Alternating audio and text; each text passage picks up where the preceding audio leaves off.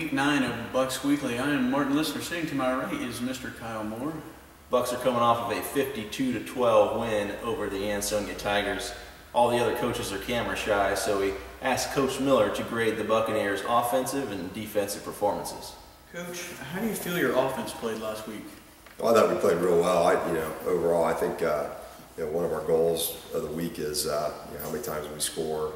We want to be over 50%. I think we were up around 70%. And, we executed well, and really both young and old. We got some young kids in there at the end, and I thought the drop off wasn't that much at all, if any.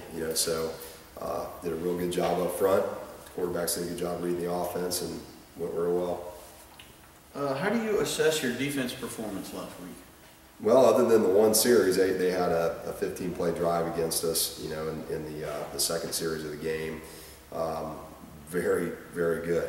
At the end of the game, I think the second half they had 0 yardage. First half they got all their yards. So we made some good adjustments, and I thought we were playing a little bit high and not finishing some things there. The first series there, they got the 15-play drive. But other than that, outstanding job again by our defense. They've done a good job all year. Hi there, I'm in the middle of the Bucks defensive line here to ask them a few questions. Brian Olson, which of your skills have improved the most throughout the season? Probably coming off the ball afterward. Okay, Darren, what about the defensive line makes it the best position to play? The fact you get to hit someone on every play. Sam Christian, what has been the highlight of the season for you? It's not really for me, but the team gelling together and just getting better every week. All right, Alex, who can climb the rope at the junior high faster, you or Coach Barbie? Coach Barbie's a bad dude, so All right, Gabe, if Mr. Dunn was the quarterback, do you think you could sack him? No. Finally, Cole Owens, would you ever think of taking on Scooby in a wrestling match? I don't know. Scooby's probably the baddest guy walking the streets of Covington, so probably not. All right, thanks, guys. The Covington Little Bucks program had a huge day last Sunday as both the varsity and junior varsity teams won league championships with victories over Houston. The junior varsity Little Bucks, consisting of 3rd and 4th graders, finished their season with a 6-3 record and with a 20-12 victory over Houston. It avenged a 20-0 loss to the Wildcats earlier in the year. In the victory, Alex Schaefer scored on 2 long touchdown runs, and Spencer Broombaugh scored as well. The varsity team, consisting of 5th and 6th graders, finished their season unbeaten at 9-0. They also beat the Wildcats, winning 13-6 to repeat as conference champions. Jet Murphy scored both of Covington's touchdowns on passes from Ethan Herron and Ty Freeman, but it was a complete team effort by the 5th and 6th grade in recording the win. The success of the Little Bucks program can be attributed to the coaching of Greg Vandegrift, Don McReynolds, Alex Reck, Andy Whiteman, and the rest of the Little Bucks coaches, as they teach the same fundamentals that are taught at the junior high and high school levels.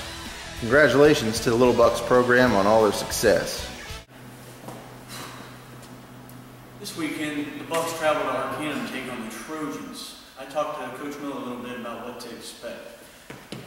Oh, they're physical. I mean, it's another one of those weeks we talked about last week with Ansonia. They come right at you. The offense they run is a physical, tight, foot-to-foot offense, and they've got some backs that can run, and probably, honestly, their line is the best we've faced all year. So the way they come off the football, so it's going to be a great challenge for us, and I look forward to it. So, how would you say the JV team has fared this year? Great. I mean, record-wise, maybe not that great, but when you look at every game they played, probably with the exception of one game, they were in every game. The way they finished up against Minster, we ended up losing, 12-6 or something like that. But it was a hard-hitting, physical game, and they competed in every game they were in, probably except for the one. So very proud of those kids, and they're kind of hamstrung. They don't do a lot of the same things to get the time the varsity guys do in practice. So for them to go out and do what they did was outstanding. Finally, every level of Bucks football this year has won or shared a league title. What does that mean for the program? Well, I think it's tremendous. I was down at the Super Bowl there the other day with the young guys there, and they say success breeds success. So there's a lot of kids that have tasted quite a bit of success here coming up through the ranks. So the future looks extremely bright. All right, thanks, Coach. Thank you. That wraps it up for week 9 of Bucks Weekly. This Friday night, the Bucks travel to Arcanum for the regular season finale. Broadcast time is 7:15. Kickoff is 7:30. So for Kyle Moore and our under the weather analyst, Andy Johnson, I'm Martin Listener. We'll see you next week.